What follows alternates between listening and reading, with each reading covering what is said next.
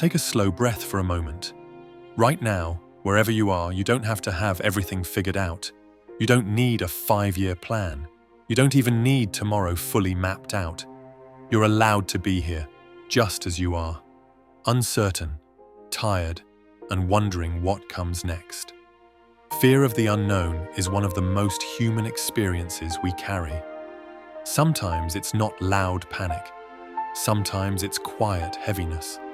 A subtle anxiety that shows up when things are changing, or when nothing seems to be changing at all. If you're afraid of what's next, you're not weak. You're human. And you're not walking through this moment alone. There are moments in life when the future feels foggy. You look ahead and can't see clarity, only questions. Will things work out?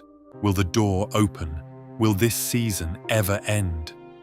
The Bible never pretends that God's people always felt confident.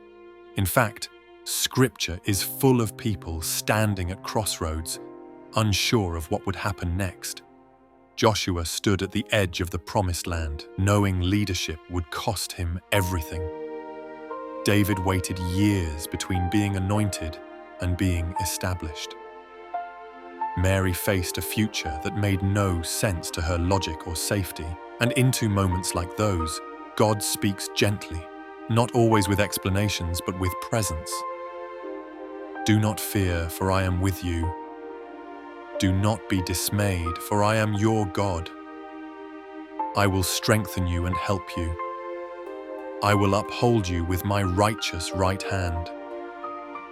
God does not say, "Don't fear because nothing hard will happen." He says, "Don't fear because I am with you." That changes everything. Sometimes the fear isn't about danger. It's about disappointment. You've been waiting, hoping, praying, and you're afraid that what's next won't be what you asked for. Or worse, that nothing will change at all. Waiting can wear us down in ways pain never could. Waiting asks us to trust without evidence, to hope without timelines, to keep believing when silence feels louder than answers.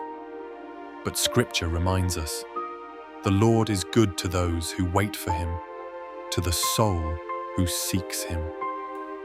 Waiting is not wasted time. It's not a sign you've been forgotten.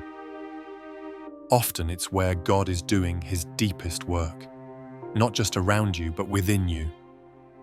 You may feel stuck, but God is not still. You may feel behind, but heaven is not late. Jesus understands what it feels like to face an uncertain tomorrow. In the garden the night before the cross, He felt the weight of what was coming.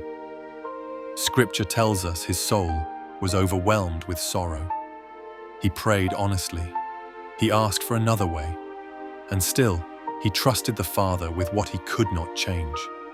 Jesus doesn't rush us past fear. He meets us inside it. He says, "Come to me, all you who are weary and burdened, and I will give you rest." Not come to me when you're brave, not come to me when you understand. Just come. If your heart is tired, come. If your faith feels thin, come. If your future feels uncertain, come. Fear often tries to convince us that we are walking alone into the unknown, but Psalm 139 reminds us of something powerful.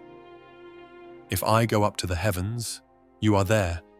If I make my bed in the depths, you are there. There is no next where God is not already present. He doesn't follow you into the future. He's already there waiting for you. The path may be unfamiliar to you, but it's not unfamiliar to Him. And even when you can't see the road ahead, Scripture says, "Your word is a lamp to my feet and a light to my path." Notice, it doesn't say a spotlight into the distance, just enough light for the next step.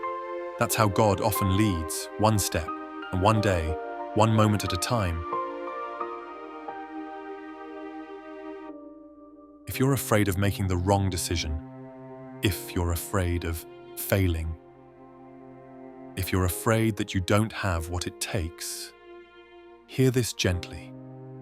God's plans are not as fragile as we think.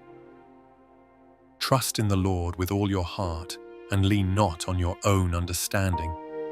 In all your ways submit to Him, and He will make your paths straight. You are not holding everything together. God is. Your future does not rest on your perfection, but on His faithfulness. Even when you stumble, even when you hesitate, even when you move forward afraid, God is still able to guide, redeem, and restore. Some fears are loud, others are quiet whispers that say, "What if I'm not enough?" But Scripture answers that fear clearly. My grace is sufficient for you, for my power is made perfect in weakness. You don't need to be strong enough for what's next. You just need to be willing to trust the one who is. And if all you can offer right now is a tired prayer, a shaky faith, or a silent surrender, that is enough.